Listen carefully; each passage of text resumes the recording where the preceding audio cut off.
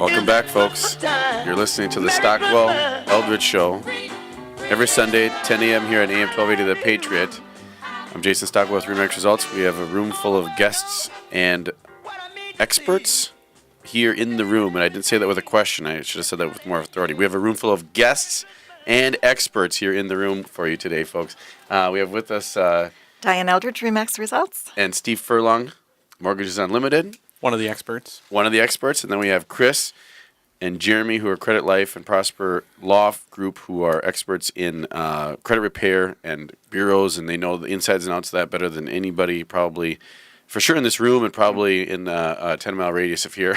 And then we have Don Doty with Home Place Inspection here as well. Thank you. And a couple of things I wanted to touch base on.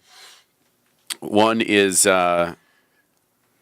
Don Hutchinson, who's a financial guy in the chamber, says this, and I want to put a bug in your ear as the new year approaches. As the new year approaches, you have resolutions and you have things you want to do and goals you can set for yourself for the year and everything like that.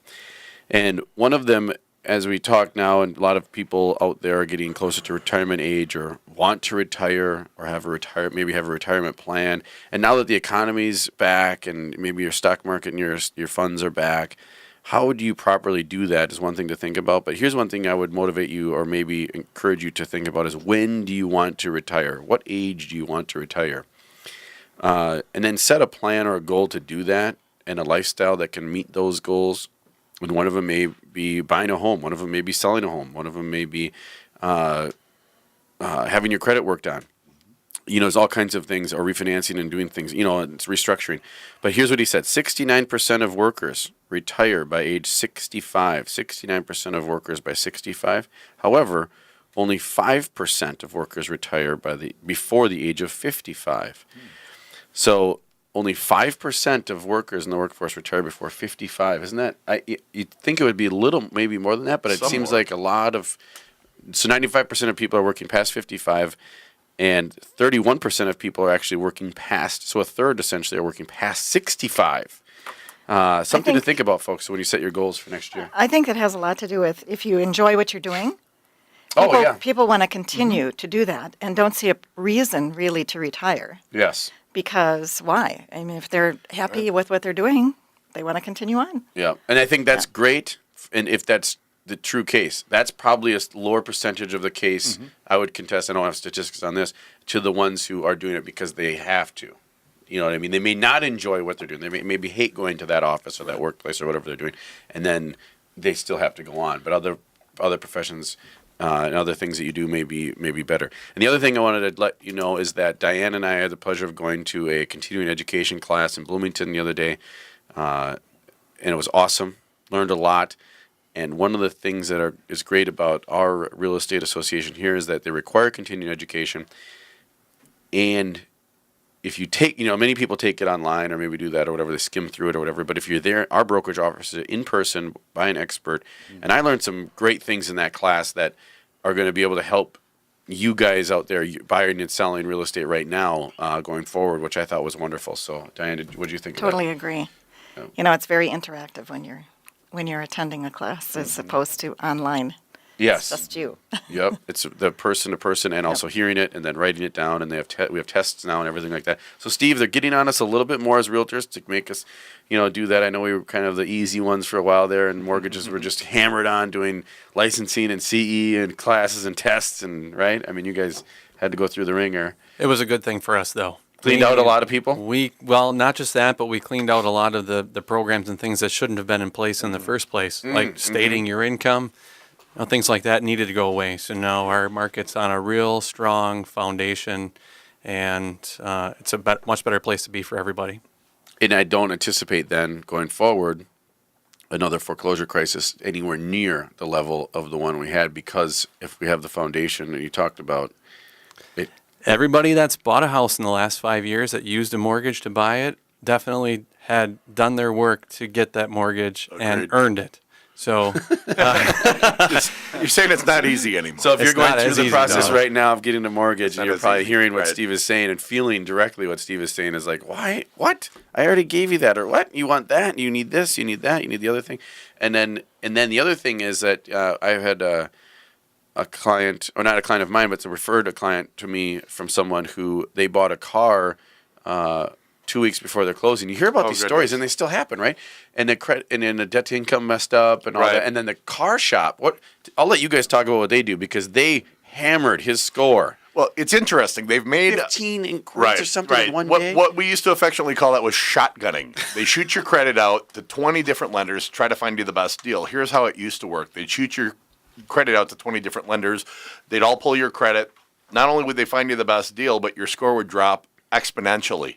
That did two things. Number one, you got the deal, you went through that dealership. Number two, you couldn't go across the street and apply there. And so if you got pulled at the Chevy dealership, you're not going to qualify at the Ford dealership anymore. So they got you. They got you. If you're going to buy. But that's how it used to be. The way it works now, there's actually a law that they put into place. It's got a silly name. It's called anti-duo duping. Anti-duo duping. And What the? so silly name.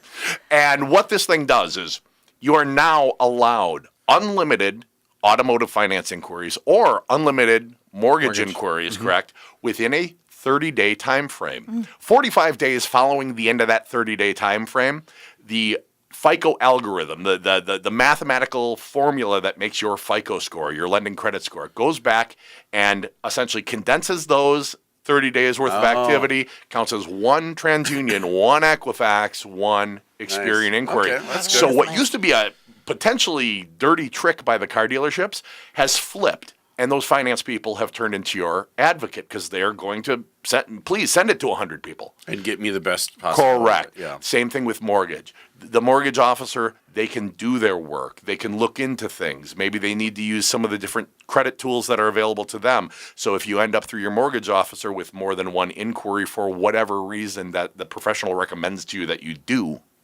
it's not going to cause that that negative impact. So it could go down initially if you checked it a week later. Correct. But it will self-correct after 45 days. Bingo. You got it. If Well, you have that's a good to know. mortgage in process, don't go out and apply for other types of credit because Agreed. we're going to know about it before closing. We have to do a final Agreed. check. Yep. And then you that have to happens explain a lot all of during those. the holidays. So don't you see people, do it. and the car season is going to fire off right here after January 1st, right, Don? I mean, Don's a big car guy. I got to sit in your vet there last summer. Doesn't the car season kind of fire off right after the first of the year when I think so. When they have all the car sales, and I mean even now they're doing the Super end of Bowl the year commercials. stuff. But Yeah. Yes. so if you're looking to buy a home or do something major, do that first. Hold off on that baby. Hold off on that sweet, awesome, sleek, beautiful looking car until after. Even though you want it now and you're getting the best thing ever, that may screw up your financing for a home for how long? I mean, if it's a debt to income issue, it could be a long time, right? If you have a 5-year loan on that car, it's a 5-year commitment. Yeah. And we have to count that debt. Right. Yeah. And also, I study Dave Ramsey a lot. He says, don't buy any used cars. So, don't buy new cars, he says, and don't finance cars. So, but anyway, I just want to throw that out, that what Dave says, because he's following a lot of financial principles that are, frankly, tough to follow and take a lot of discipline, but they may get you to the people, this 5% that retire before 55, they might be following some of those principles. Because when you buy a new car, typically it devalues right out of the gate when you leave the lot, and then now you have a financing on an asset that isn't just going up in value. Just never leave the lot.